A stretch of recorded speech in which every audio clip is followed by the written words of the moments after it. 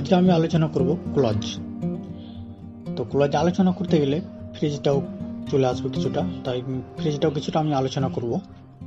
তো যারা এখনো এই চ্যানেলটি সাবস্ক্রাইব করেননি তারা অবশ্যই সাবস্ক্রাইব, লাইক এবং শেয়ার করবেন।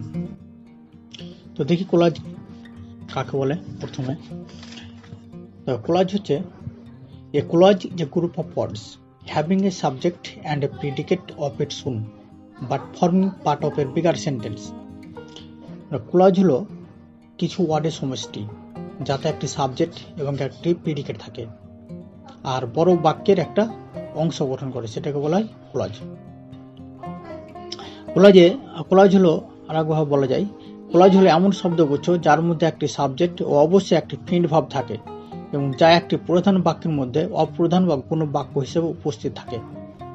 অর্থাৎ ক্লজে অবশ্যই একটি সাবজেক্ট, একটি প্রিডিকেট এবং অবশ্যই একটি প্রিন্ট ভাব থাকবে, সেটা হচ্ছে ক্লজ।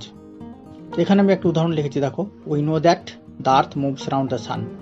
আমরা জানি যে পৃথিবী সূর্যের চারদিকে ঘোরে। তাহলে এখানে উই নো একটা clause, that the earth moves around the sun এটা একটা ক্লজ। তো উই নোটা হচ্ছে প্রিন্সিপাল ক্লজ, আর that the earth moves around the sun হচ্ছে সাবঅর্ডিনেট ক্লজ। ফ্রেজ কাকে বলে আমরা দেখি। Phrase is a word or a group of words that is not a sentence but acts as a part of speech in a sentence. Phrase হলো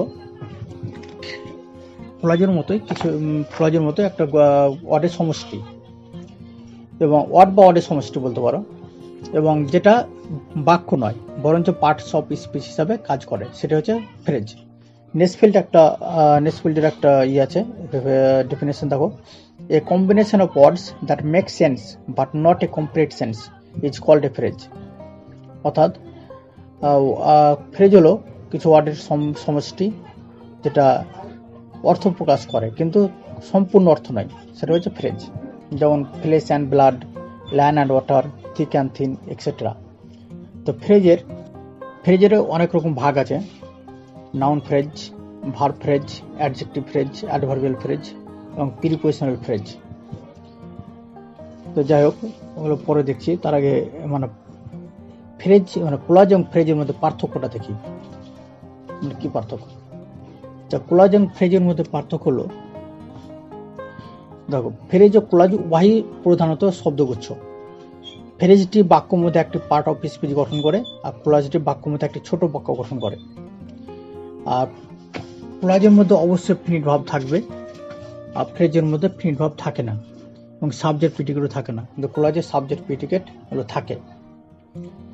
এখানে একটা উদাহরণ দেখছি, দেখো। The boy with brown hair is my brother.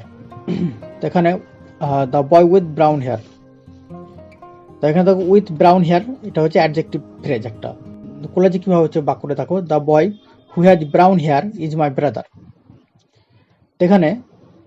এখানে clause, দেখো, একটা principal clause আছে এবং সাবঅর্ডিনেট ক্লজ আছে।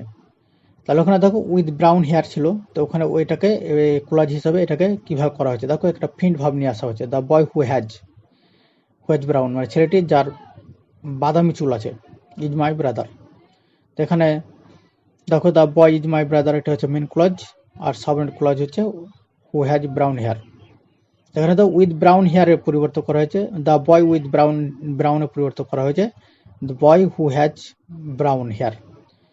এটা প্রিন্ট ভাব ইউজ করা হয়েছে, ওখানে প্রিন্ট ভাব নেই কিন্তু অর্থ একই। এটা হচ্ছে তোমার ক্লজ আর ফ্রেজের মধ্যে পার্থক্য। 5 প্রকার ফ্রেজ আছে, সে ফ্রেজগুলোর উদাহরণগুলো আমি বলছি, দেখো। তাহলে বর্তমানে একটা ওয়ার্ডকেও কিন্তু ফ্রেজ বলা হয়। তো এখানে দেখো, a bird, the bird, a little bird in the tree, এগুলো সবই কিন্তু নাউন ফ্রেজ। ভার্ব ফ্রেজ, দেখো, একটা ওয়াক, একটা ভার্ব আছে, সে ওয়াকটা দিয়ে আমরা ভার্ব ফ্রেজ তৈরি করতে পারি, যেমন can walk, must walk, has been walking. তাছাড়া গ্রুপ ভার্ব যেগুলো আছে সেগুলোকে ফ্রেজ বলে।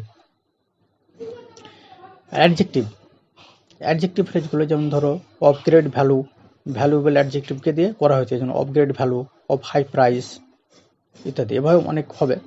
তাহলে সুইফটলি একটা অ্যাডভার্ব আছে, দেখো, এটাকে যদি আমরা ফ্রেজ হিসাবে ইউজ করি তো এভাবে করতে, অ্যাট গ্রেট স্পিড, একই মানে। এভাবে করা যেতে পারে, at high speed, very fast. তারপরে প্রিপোজিশনাল ফ্রেজ যেগুলো দেখো, একটা ফর আছে, তো ফর দ্য ফ্রেজ তৈরি করা যায়, যেমন for a movement, for the reason of, ইত্যাদি। এভাবে অনেক ফ্রেজ আছে, তোমরা একটু দেখে নেবে, বা এরপরে যদি ভিডিওতে আমি ফ্রেজ কীভাবে গঠিত হয় সেগুলো হয়তো এরপরে ভিডিও করলে আমি আলোচনা করব। এবারে আমরা আলোচনা করব কোলাজের বিভিন্ন বিভাগ সম্বন্ধে।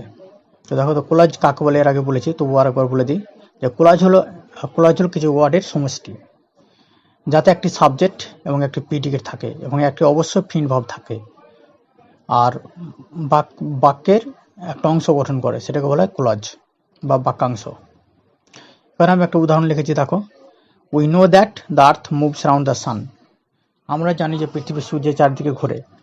এই বড় বাক্যটিতে দুটি বাক্য আছে, একটা প্রিন্সিপাল কোলাজ, দেখো, উই নো, এটা হচ্ছে পিসি মানে প্রিন্সিপাল কোলাজ, আর একটা হচ্ছে that the earth moves around the sun, এটা হচ্ছে এসসি সাবঅর্ডিনেট কোলাজ। তো আমি আলোচনা করবো প্রিন্সিপাল কোলাজ, সাবঅর্ডিনেট কোলাজ এবং কোঅর্ডিনেট কোলাজ কাকে বলে। অবশ্যই তার আগে একটু দেখে নিই কোলাজ কয় প্রকার। তো কোলাজকে তিন ভাগে ভাগ করা হয়, প্রিন্সিপাল কোলাজ, সাবঅর্ডিনেট কোলাজ আর কোঅর্ডিনেট কোলাজ। আবার সাবঅর্ডিনেট কোলাজকে তিন ভাগে ভাগ করা হয়, নাউন কোলাজ বা নমিনাল কোলাজ, অ্যাডজেক্টিভ কোলাজ বা রিলেটিভ কোলাজ, অ্যাডভার্ব কোলাজ বা অ্যাডভার্বিয়াল কোলাজ।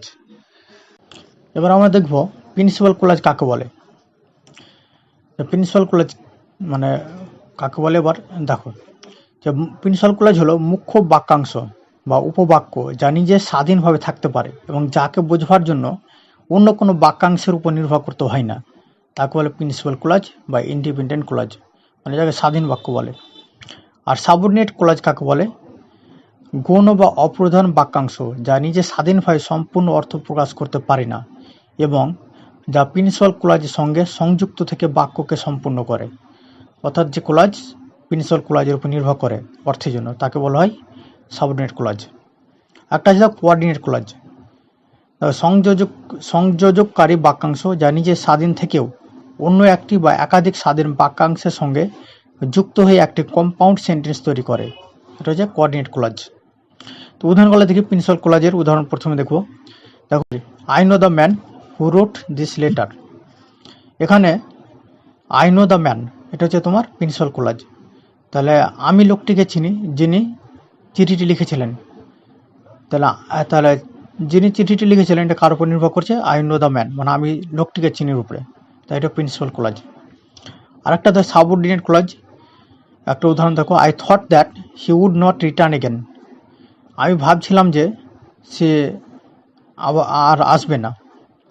এখানে দেখো, আই থট, এটা হচ্ছে আই থট দ্যাট, এখানে দ্যাট থেকে এগেন পর্যন্ত, that he would not return again, এটা হচ্ছে সাবঅর্ডিনেট কোলাজ। মানে বাক্যটা তোমার নির্ভর করেছে কার উপরে, আই থটের উপরে। আমি ভেবেছিলাম, কি ভেবেছিলাম, তাহলে সে ফিরে আসবে, তাহলে সেটা ফিরে এসে এই বাক্যটা তোমার থটের উপর নির্ভর করছে। কোঅর্ডিনেট কোলাজ কাকে বলে?